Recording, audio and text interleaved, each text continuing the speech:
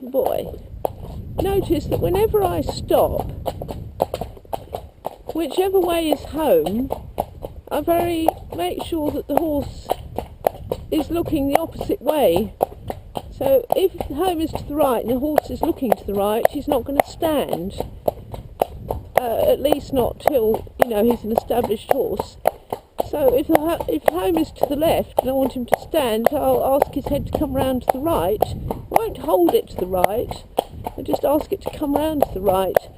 And that's a really fantastically useful tip for those that perhaps haven't tried it. When you're standing, rather than holding the horse, actually holding the horse in halt, because that always makes them move off again, just stand and just slightly turn the horse's head. There's good boy. Come around here, we've got Darryl, the gamekeeper, in his lorry, in his truck. So we'll just come over here. We'll come up here. Gosh, there's lots of badger sets here. Boy. Right, I'm walking on, so I'll just show you what I mean again. We'll come out here. So, home's to the right, so I'll just say, whoa. And I'll just slightly turn his head to the left. He says, let me eat some grass. And then I'll say, okay, I'll come around now. That's it. You can pop this horse in anywhere. It's great for that.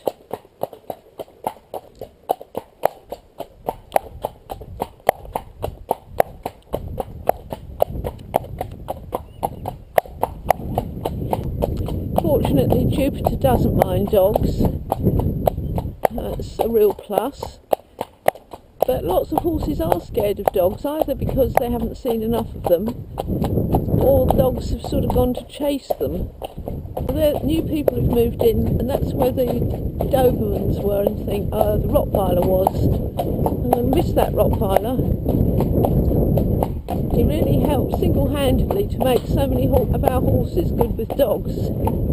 Got one ear back, listening to see I'm breathing, I'm relaxed, but I'm responsible for this horse's safety, so I need to know if there's a cyclist, a runner. I mean, you can get caught out, anybody can, but I'm always aware of what's around me, really aware. Is there a sheep stuck in the hedge? What's happening around here, because I need to know before Jupiter, and then I can help him deal with it in the best possible way. And we are going to trot up this hill because Jupiter's got quite marchy. It's probably not marchy compared with what he used to be, but it feels very marchy the same.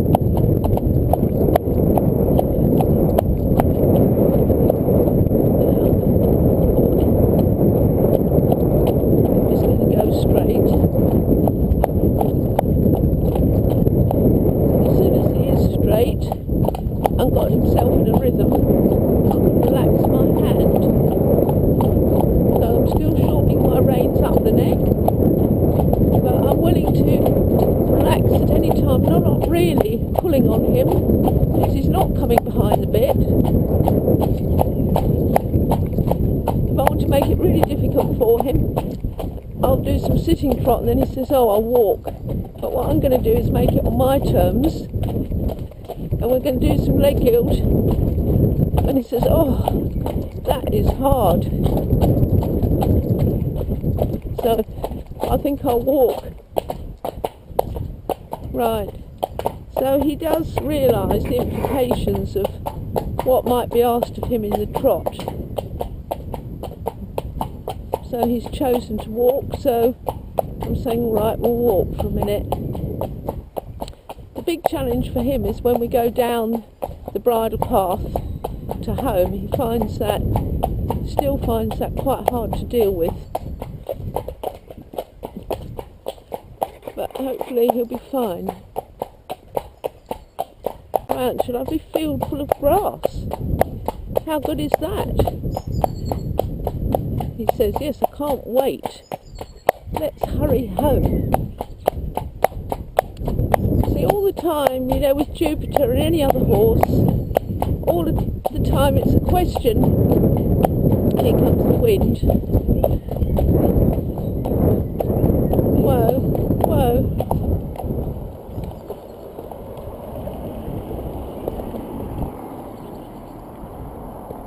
I'm walking on. It's a question of getting inside their heads, knowing what they're thinking, and when their emotions come up strongly, you know, directing it so they still feel like they haven't got all the responsibility for what's happening. It's especially important for this little horse who did think, you know, it was his responsibility, and that part of that was to rush home, and now he's calmed down, to rush home just as fast as he could. Clearly, you know, when they're like that, whoever's been riding them either hasn't been able to offer them the support or didn't realise that they needed any support anyway. And the thing is, Jupiter, you know, to get him to be sort of just come home relaxed on a long rein, happy to stand, and I want him to stand, you know, will take time, but I need to get inside his head and just remove one by one those worries that he has, one by one, and that's what I'm doing. So yeah, I mean, I'm working on his straightness, I'm working on his balance, I'm working on his rhythm, I'm working on him getting behind the bit, which is getting so much better. I'm working on him stretching long and low, working on all these things and passing everything without doing his nonsense, which I like to say he's given up now, but you can never take them for granted. But mostly with this training is I'm getting inside his head. Now let's just go and have a look at the view. Let's have a look at this view.